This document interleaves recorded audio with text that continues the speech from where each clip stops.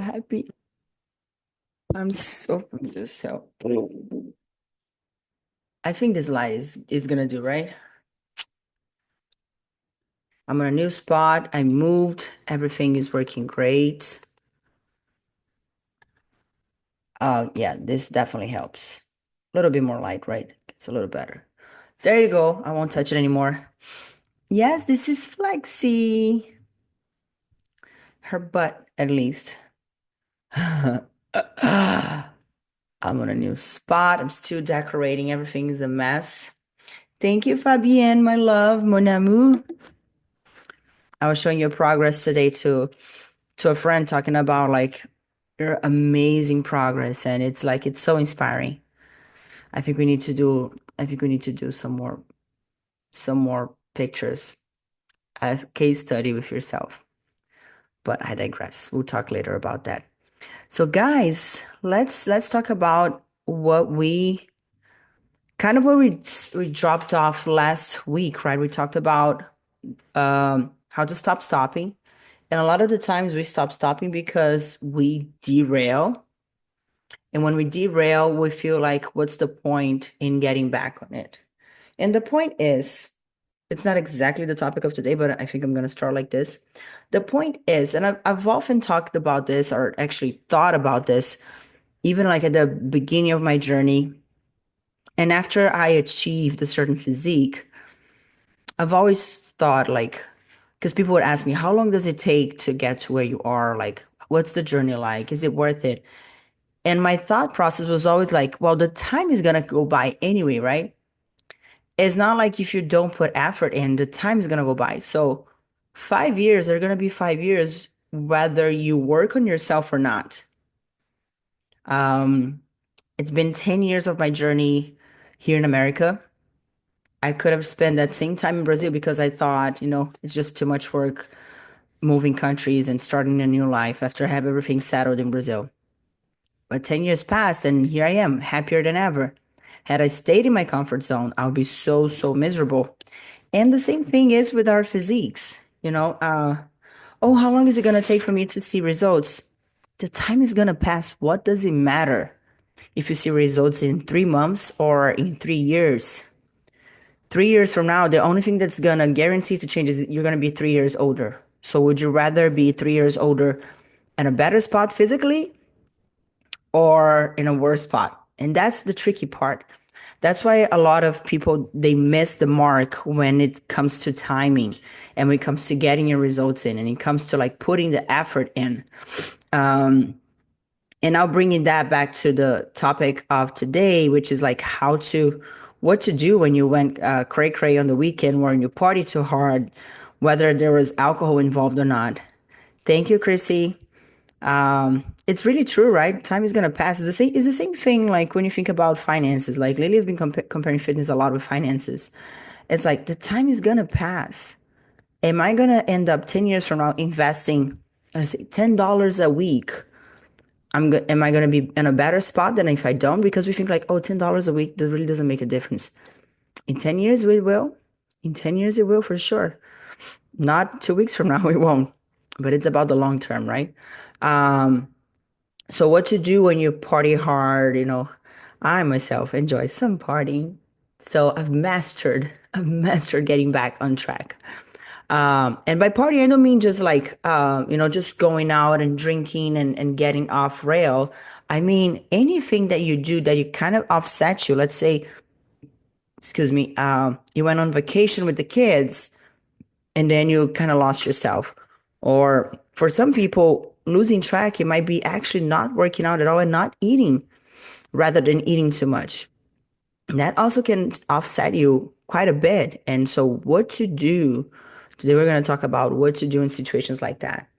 And I remember always another little nugget, nugget of thought that I have constantly whenever I'm getting back on track after being, after falling off. Hasn't happened in a while, I must say. I've been thankfully, I want to say probably since my last big weight increase that was in 2020 because I got COVID and I got a mold toxicity that I must have gained, I don't know, 35 to 40 pounds. Ever since that time, I remember going back to the gym and I was so embarrassed because people already knew where I was an athlete. People knew that I was a competitor. People have seen me before, in top shape. And here I am getting there like 40 pounds heavier. Like it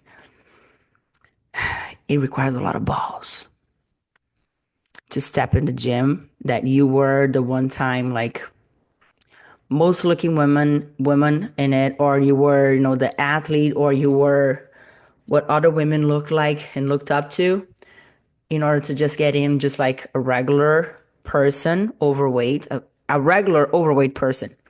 It takes a lot of courage, but if you don't go through that uncomfortable phase, you will never change what you're going through. You will never, switch, and you never tip over to the other part.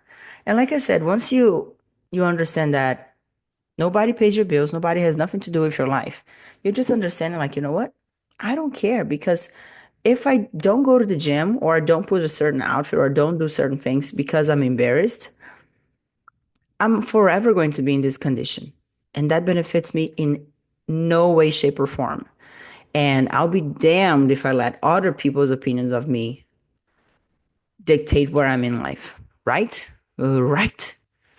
Yes, we're right. So let me pull up my phone here because I do have notes for today. I'm such a nerd. Da-da-da. You can see. Amen, Chrissy. So we're going to start off by saying what's the problem with eating too much, right? Let's say, and I'm going to most of it generalize because I know not all of us are drinkers, even though some of us are. And alcohol just makes the thing a little bit more complicated. We're going to talk about why. But that also works with just regular food, no alcohol involved. What's the problem? Let's say you had a weekend of binge eating, and I don't, okay, no, let's not take it to the extreme. Let's not say binge eating, but let's say you had a weekend of just you didn't track. You were eating whatever. Let's say you were on your period, and emotions were needed to be regulated with some sugar, some cravings were on, or you had a stressful weekend and you just want to like have some comfort food, or you were away with your girlfriends or with your family, whatever the reason is. But let's say you overate and you're starting to feel the fact of it. The problem with overeating, alcohol or not, is first of all, the body takes a little while to respond, right? So let's say you overate tonight, not not all the times, not 100% of times, you're going to wake up the following day feeling immediately the fact of that. If, everybody's different and we all have different response times, but some of us takes about 2 to 3, sometimes even 4 days to see the effects of a slip. For me personally, it takes 2 days. So let's say I overate on a Friday, I'm going to wake up Saturday looking fine. And if I don't know better, or if I don't control myself, Saturday I'm going to do it again, because no, I'm going to feel like, oh, I did a crime, but I'm not going to pay the time. I'm free. So I'm just going to go out. And sometimes even Sunday I'll wake up and feel still great, but then toward like as the day passes, I start going to see the disaster happening little by little. So the problem is because we don't see the results right away, the negative ones, we think like we can keep eating more because one bad meal only leads to another bad meal, right? Because nobody ever said, let me just eat this handful of popcorn and that's it. Not to say that popcorn is bad, but you get what I'm saying. You go to the movies and you have a big thing of popcorn with butter and lots of salt, and then you get a diet Coke or regular Coke, and then you have some fries, then you have some ice cream. And it sucks because I'm dieting. But one thing leads to another, and the problem is because we delay, we put our bodies into this huge state of excessive amount of calories that your body doesn't know what to do with because it's not used to, especially if you come from a point where you have been dieting consistently for a week, 2 weeks, a month, and then you go on a day, and I'm not saying like crash dieting. I'm not saying crash diet and not eating super low. I'm saying you're eating normal, you're losing weight in a good pace, you are in a calorie deficit, and then one day you go, bam, 3,000 calories more. And the following day, bam, 3,000 calories more. Your body's going to see like, what is happening? What do I need to do with all these calories? What's all that energy that she's giving me? We're going to talk about what to do, but now I want to talk about the problem, right? And then a lot of times, if you don't do anything about it, if you don't do the right things about it, your body will store that as fat, as we talked about last week. Your body will store that as fat. It's not going to store as muscle, and it sure is not going to store anything else. It's going to store as fat because fat is our energy deposit mechanism in your body. If your body doesn't have anything to do with the calories, with the energy, calories are energy. It's measured in ATP. It's kilocalories, not ATP. Sorry, forget about to say that. It's calories is energy. So your body gets all that energy. Calories produce ATP on a like a process, beautiful process that happens in the body. But your body gets all that energy and it's like, okay, she's not spending, she's not being active, she's not building muscle, or she's not even probably not even properly digesting that food. What am I going to do? I'm going to store that in my storage room, my storage units, which are fat cells. And I'm going to figure out what to do with them later, or I'm just going to leave them there in case one day I need it. That's the famous phrase of the body. In case one day I need it, I'm going to store everything as body fat. I don't know what's up with our brains. Why the Lord, the Almighty God, our beautiful Lord and Savior, who knows all things, built us like that. But I'm sure there's an amazing way, because also when I think if everybody was walking around jacked and tan, what would be the fun, right? Hoarder. Yes, the brain is a hoarder of energy. What would be the fun if our body just got everything? No, everybody was jacked. Not fun at all. It's fun looking different. But so the thing is, like, once you understand, okay, I have all these calories, and on top of that, if you are drinking, on top of having all these calories that comes from food, because when you are drinking, most likely than not, you will make poor choices in food, because it like drinking really lowers our power of decision. Who there has never made a one stupid decision when they're drunk? Hopefully without too big of consequences, right? But uh, when you put alcohol in your body, of course, there's a quantity dependency here. It's not just a drop of alcohol, but your body sees alcohol as poison. It literally sees as poison. And what it does is going to stop everything else that's doing that's not essential for you to not to leave, to live. So you can continue to breathe, of course. Your heart's going to keep beating. Your brain's going to keep working, even though a little bit doubtful choices. But what your body will do is will stop digestion. It will stop recovery. It will stop fat burning. It will stop muscle building. It will stop like tissue repairment. So all those things, your body stops to process the alcohol that you put in your body. So let's say you drink a beer, it's a little, beer is like 5-6% alcohol. Your body can offset that fairly fast. And I'll say like maybe a couple of hours. Don't quote me on that. I'm just thinking out of my mind. I actually never saw that data on that, but I'm sure that is. Now, who drinks one beer? Same thing with popcorn. Let's say tequila shot. Tequila is a little bit harder. I don't know, probably like 40% alcohol, 30, 40, 50. I'm not sure. You drink a little shot, your body's like, boom, immediately. What is that? Sending all the soldiers to the front line. Let's combat that intruder called alcohol, because I know he's not coming alone.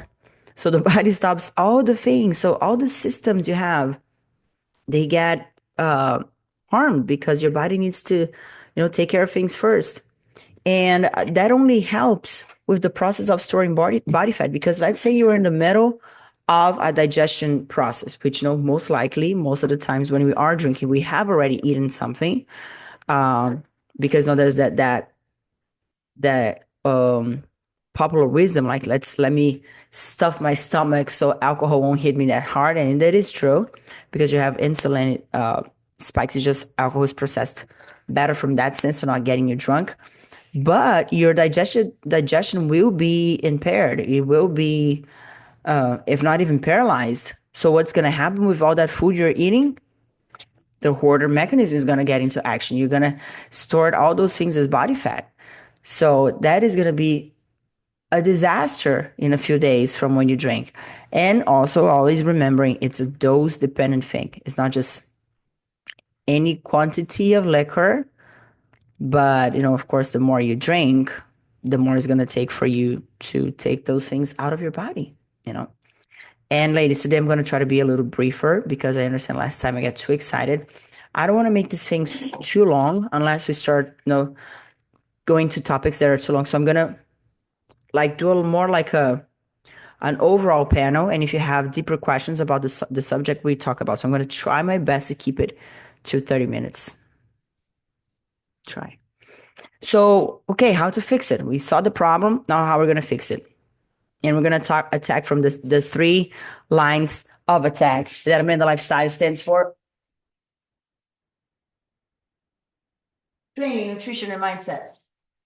Oh, and so training, what do we need to do? One of the biggest ways of getting alcohol out of your body is movement, is muscle contraction. Because muscle contraction, when you contract your muscles, that is a glucose dispenser. Like you demand so much energy from your body. So whatever you have going on your bloodstream, if it's alcohol, when you contract your muscles, your body's going to be like, we need to get rid of this because there's energy necessity here. So whatever type of movement you can do is beneficial. Of course, if you can't go lift weights, do it. Do it because it's going to be so daunting on your body that's going to get rid of that alcohol as much faster if you were just did like a light walk. So I personally recommend that's what I try to do. Let's say I had a big night, which I'm traveling this weekend, so I probably will have. Lord help me. Wake up the next morning, straight to the gym. Like I wouldn't even necessarily worry about, you girls have been having you have protein first thing in the morning, like small quantity. I wouldn't even worry about that at this stage because I don't think there's much your body can do with it, especially if you had a late night and you woke up early morning, just go to the gym and get a sweat. I usually start with a cardio session because hangover or not, which I usually don't have hangovers, but let's say I had a drink or not the night before. And I wake up pretty energized and pretty fast, but I like to move my body a little bit easier before I start lifting weights. So I'll start with cardio. I'll do how much ever long time I have, 20 to 40 to 60 minutes, and just get a good sweat on. All that sweat is going to start already getting things off my body. Have you ever been in a gym with somebody or yourself? You're sweating and you can smell the alcohol evaporating. That's exactly that. Not that it has ever happened to me. Never. But yeah, go to the gym, get movement, cardio, weights. And I'll also do, if possible, do some sauna. Now, mind you, sauna is not movement, but you're working on that sweat aspect of it. You're working on your lymphatic system. You're getting make sure your body is getting rid of the lymph and the swelling, the inflammation, especially if you can get an infrared sauna. If not, a steam room will do. Just make sure your body's can getting cleansed out of all those I don't want to say chemicals from alcohol, but the there's a specific word for that. I forgot. Let's say the leftovers of alcohol. And also, in the rest of the day, just be as active as you can. Don't sit down and slouch like a couch potato. Toxicity. Thanks, Fabienne. But get active. Let's say you're out and about. Let's say you had a big night on a Saturday. Sunday, wake up, go to the gym, do cardio, do weights, get some sauna, go to church, pray for your soul, ask forgiveness for your sins. After that, I don't know, go for a walk on the beach, go play any sports, go walk your dog, go play with your kids, go for a bike ride. Remember, the more you're able to move your body, the more you're able to keep your muscles contracting and your joints moving and going up and down, front to back, like just movement, the faster you will get back to your normal self. The faster your body will kick back and oh, we're back in business. So that's what you should do with training. Nutrition. Remember that whenever something like that happens, whether it's alcohol involved or not, we need to think of the thing as a calorie surplus in a moment that you should be doing a calorie deficit, right? So there's lots of ways of seeing that. One of the ways I like to see is when you talk about calories, you can I mean, I know we measure calories on a daily basis, and that's because just it's an easier way to measure our calories, like because our whole lives are measured in days, right? In that 24 hour span. We don't usually don't think in our life is a week or a month or a quarter. We think about for other things. But to manage our day-to-day lives, we're thinking of a day, of course, at 24 hours. So that's why a calorie intake suggestion was measured in basal metabolic rate and total daily energy expenditure. Those are all stipulated based on a 24-hour basis. That does not mean your body understands what a 24-hour period is. Of course, we have the circadian rhythm, and that affects a lot. And our body knows when it's night, when it's day. But that doesn't mean, and I'm going to give an absurd example just so you understand. Let's say you are, today's today, right? Today's today. And let's say it's about 11:30 p.m. and you don't have any calories left and you're super hungry. Your macros are all done. You ate all your meals. You're spot on. So let's say you wait until 12 midnight 01, 12:01 a.m. the following day, and you can reset your calorie intake. It doesn't work like that. It's so clear to see it does not work like that. So our calorie intake and calorie expenditure, they work very fluidly in the body. And for a long period of time, I want to say long, maybe a couple of years, I did all my calorie tracking within a weekly basis. Meaning what? I have, which I still have it if some of you went. It's just like it makes life easier from a sense that you can manage your calories better. But at the same time, it just makes a little one more data for you to fill and track, which is like just a little spreadsheet that takes the average of your calories per week. So let's say I'm not going to use protein because protein I like to for you to eat on a fairly fixed base, like fairly unvariable. There's another word, but never mind. But let's say carbs. Let's say on a Monday you're supposed. Let's say your daily calorie target for your total macro target for carbs are 100 grams of carbs per day. So let's say on Monday you ate 75. On Tuesday you ate 50. On Wednesday you ate 150. What gives you then by now? By now you're still in a deficit of 25, right? And then on Thursday you ate 75 again.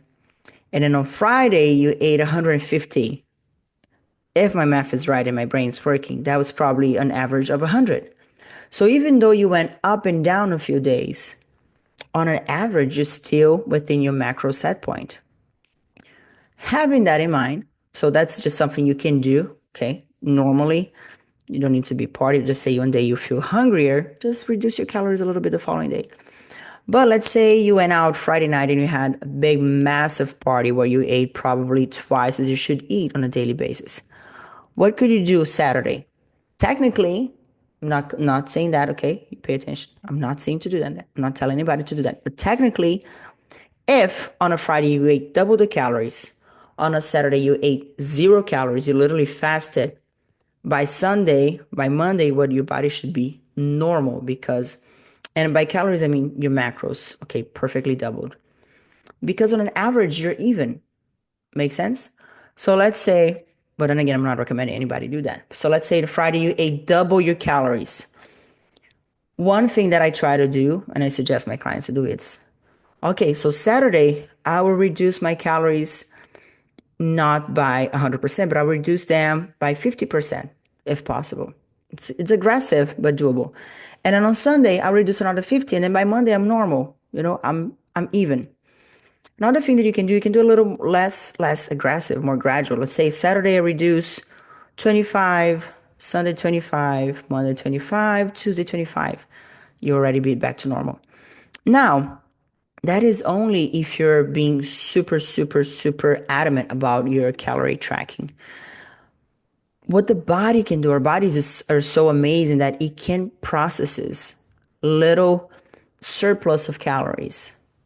And it can just like take care of it, especially if you've been dieting like on a very steady basis and let's say your daily calories should be 1500. Let's say one day you go 750, like that's nothing. That's virtually nothing. That's like a little over 10% of calories. Your body can handle it. But I'm saying like on big surpluses like that, and when you can feel like you ate a lot of crap, definitely that's something that you could do. Understanding that you can manage your calories like that. Okay. Second thing, hydrate. Needless to say why. You just need to put a lot of water so your body can process everything in our body. It takes water to happen. So if you're already dehydrated from alcohol, if on top of that you're not drinking water, your body's not going to have enough substrate to deal with the process that it needs to take to get rid of the toxicity from alcohol. So water, not remember that not just water to hydrate, we need water and electrolytes. If you're just drinking water, here's your cell. The water is going to be going over the cell. It's not going to be able to get in because we don't have the key. We lack the key to open the cell, which is the electrolytes, the minerals.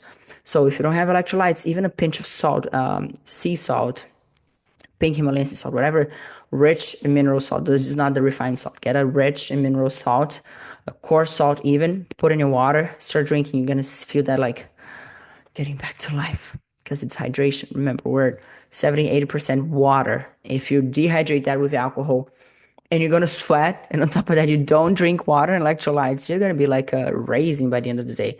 Don't blame on me. All good? The third thing that you should try to do is be really mindful about your cravings because what we do when we drink, we increase insulin, right? Because alcohol, it increases your body processes as like almost like a carbohydrate. So there's a huge spike in insulin. After a huge spike in insulin, what comes down?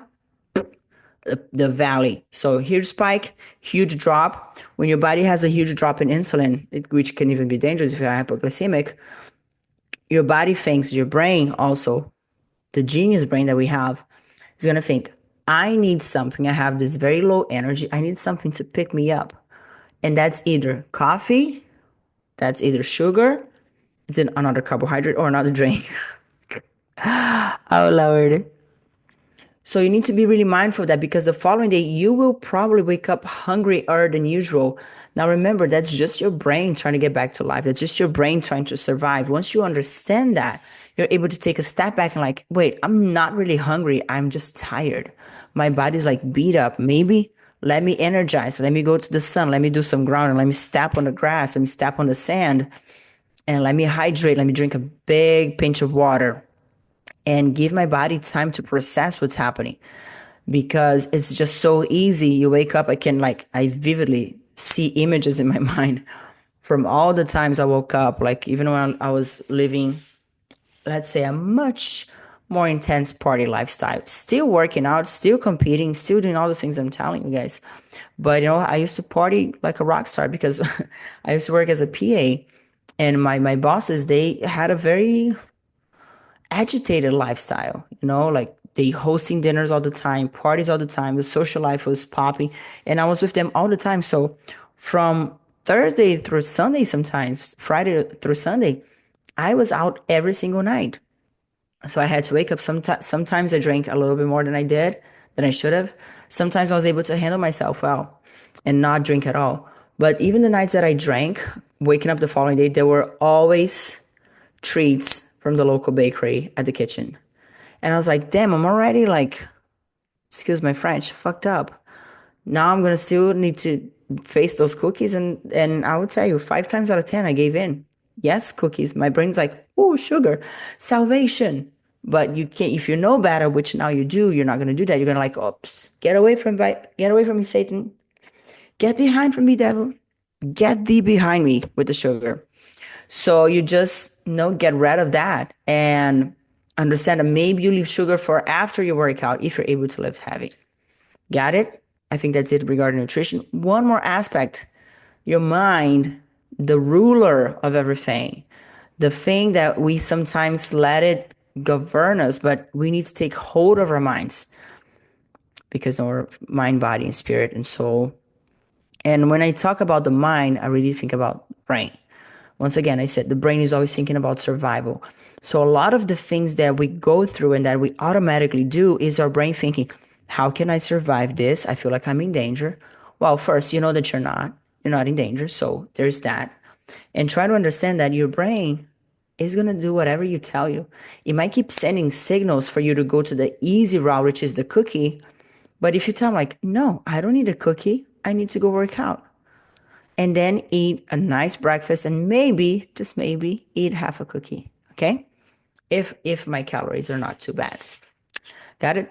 Another thing that happens with us a lot of times that we have episodes like that, we think that it's an all or nothing mindset. We think that, okay, I've already had a drink, let me just have 10, or I've already had one dessert, let me have out 5. And it doesn't work like that. We've talked about calorie balance here all the time.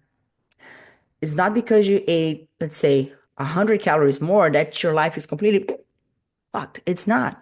It's just 100 calories. Relax, chill out, and the scale will start tipping again. When we think about with that all or nothing mindset, like, oh, I've already cheated, or oh, I've already failed on my diet, oh, I've already started eating, then I'm gonna eat whatever I want. That is the worst thing. I don't know who came up with that. That is the worst thing we can do. Ate a cookie, that's fine. It's better than eating 10. Had a drink or two, awesome. It's better than drinking the whole bottle. So understand that calories always count and they matter. And it's not a on and off switch button. It's a seesaw. Is that what you call it? It's a seesaw. Keeps going up and down like this.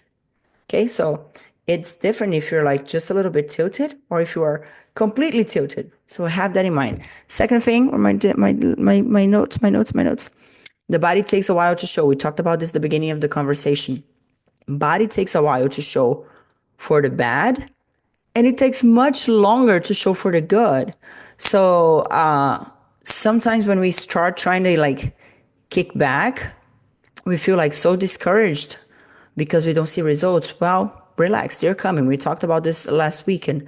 But remember, when you are eating and drinking and party on a Friday, don't wait till Sunday because you're still looking good and feeling good to start taking care of your shiz.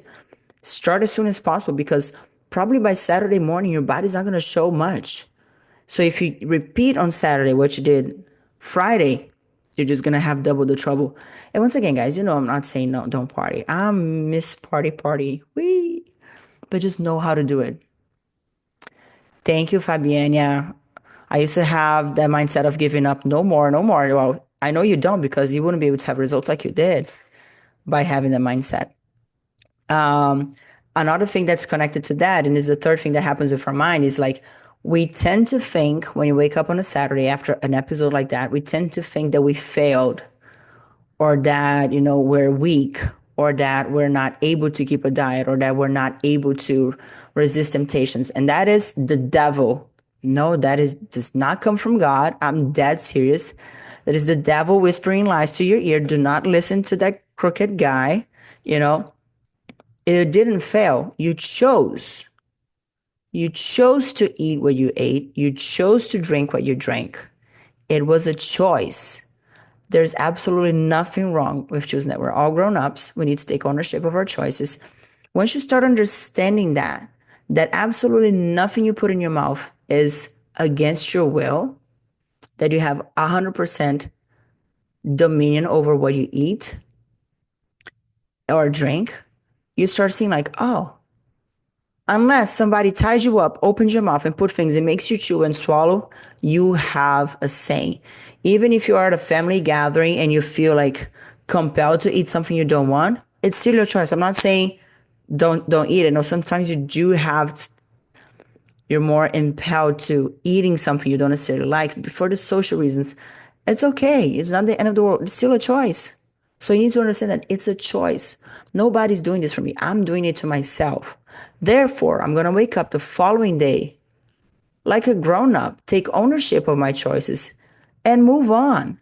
I'm not going to keep guilting myself or doing this guilt trip that like, I'm such a loser. I'm so weak. Here we go again. I'm never going to lose weight. That is the worst enemy ever.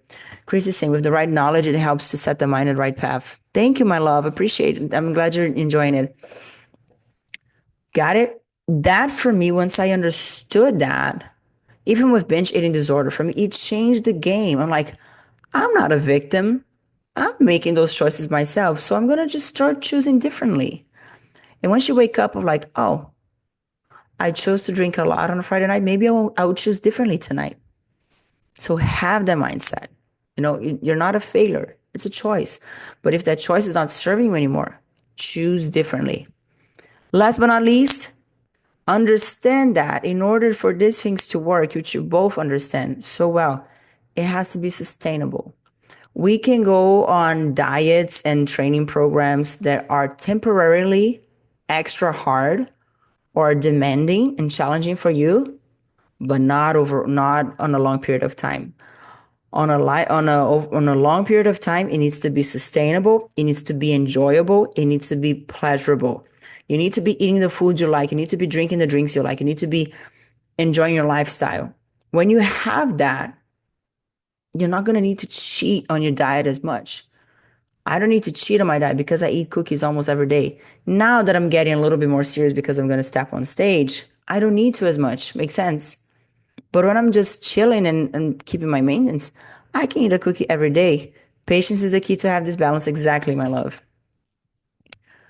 And understanding also that even if you fail, even if you, let's say, you had an accident and you gained 10 pounds, it happens. I've just been through a divorce recently. I was depressed. I relied on food and drinks. I understood that once I got my shit together, I'm like, okay, time to get back on my horse. It takes a while because I wasn't crazy doing crazy diets. I just got back to my lifestyle.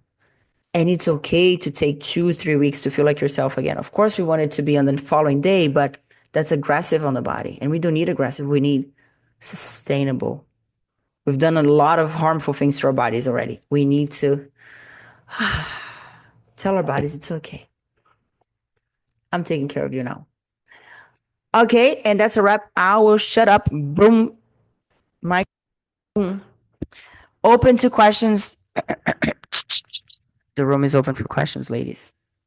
Bring it on. I know you have some because you're two very intelligent ladies. Even if you want to open your mic and do it, you don't need to type or show up. Show your beautiful faces. If not, I'm going to call Flexi.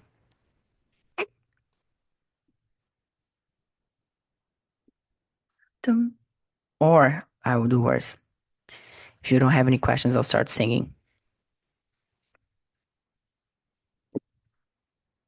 Flaxseed actually does sound like flaxseed. It's flaxseed. Let me show you, but it sounds like flaxseed. Like this. Flaxseed. I never thought about it. It does sound like flaxseed. A lot of people think I named her like that because of flaxseed, but it's because of I had this fashion brand called Flax Women, like this, which will come back in due time, maybe even this year. So Flexi was our mascot. When I got Flexi, I had just started the brand and I knew I was gonna get a dog. I was like, what am I gonna call her? I need a mascot. And Flexi came up. Yeah, and like, cause it's a very unique name. Any questions, ladies? If not, we're gonna wrap it up. We're gonna call it a night. You know what I'm gonna do after this? I'm gonna pump some iron.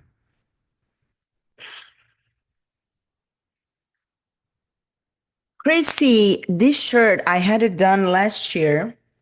I'm gonna make some more. I'm like studying designs and like fabric because this one I like it a lot. But if you wash it too much, like I did, because I use them a lot, it starts fading the ink. So it is very good. I'm gonna make some more this year, and they'll be available for purchase on my website. But I'll make like different models, like, and this is a little thicker fabric. I like them a little softer. So soon enough, my love. Thank you so much. Fabian, what do I think about drinking electrolytes? I think they're essential. They're really good. But what, anything specifically you like to know? Like a brand or how much or and time of the day? Usually, let's think about I don't know about like milligrams right now by heart of each of the minerals, but let's say you have a single serving of packet, right? Whatever, like Element and Tea or any of those things that people sell around. They usually come on a pretty average standard measurement. Oh, my eyes so irritated. So what I would say is like drink one serving a day regularly. If you are doing an activity that you sweat too much or that you just working out too hard or maybe you feel a little weak or maybe like it's hot, it's humid out or maybe it's hot and dry and you're sweating a lot, then drink a second one. Absolutely. It's extremely hard, if not impossible, to overdo it. So I would absolutely fail by drinking more rather than drinking less. Because I've had so many clients who are about to like, I don't want to say about to pass out on the in the weight room, but like they're lethargic, they're sluggish, they're slow. I'm like, have you been drinking water? Yeah, I'm like, what's in your water? Just water. And they barely drink. Like, put this. I always have some with me. Put a little my magic powder. They drink like 2 sips and it's like back to life. So, and also another tip, always have it with you. Get those single pack servings. Always have some with you because you never know when you're going to need it. You never know when you need like a pick me up. A lot of times you think like, I'm tired, I need coffee. No, you need hydration. Try hydration first and then you go for coffee. Look at that. Look at that. It probably will help, my love. It probably will help. Try that. If you don't like have electrolytes, good electrolytes there, you can just put salt, like good quality salt, not that table salt that we have the white. Like if you have pink Himalayan salt or sea salt, you should probably have good sea salt in there. And just put in the water, and you're gonna see like that. Those minerals are gonna like bring you back to life. Chrissy potassium. Yeah, your the brand you use is really good, Chrissy. You keep that. That's and already comes at a very good quantity. Yeah, we actually we think a lot of times we need energy when in all reality we just need hydration. Because like I said, if you're just drinking water, your body, your cells cannot get the proper hydration. Because there's the key is missing to open the cell. So the whatever your blood is transporting to get in the cell. So whatever nutrients, whatever oxygen you need can only get with the proper hydration.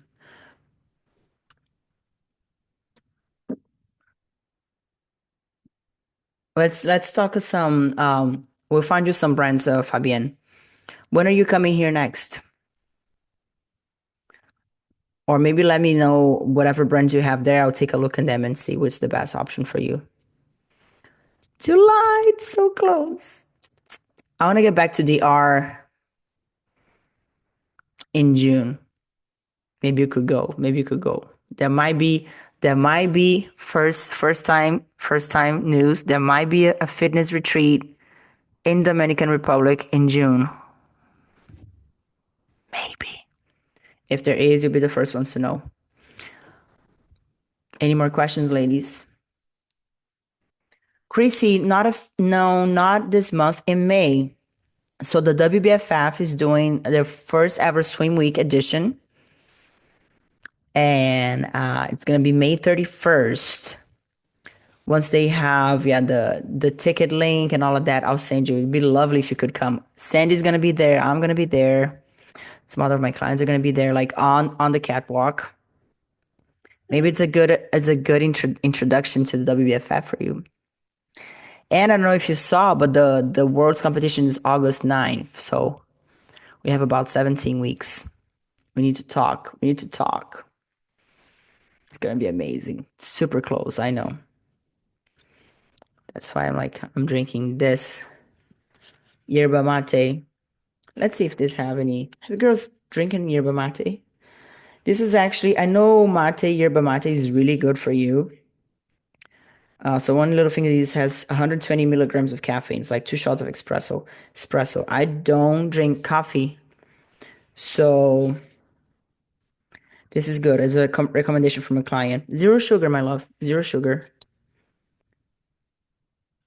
Here, take a picture of this. I like the taste. Usually, I find the taste of those things really hard. I'm sorry, the camera must be like twisted right. Mateina. Fabian, the show is so I have two shows. May 31st is just a fashion show. It's not a competition here in Miami. August 9th is the competition. Is the Worlds for my brand, also in Miami. It's gonna be amazing. I can't wait. Can't wait. In due time for a competition.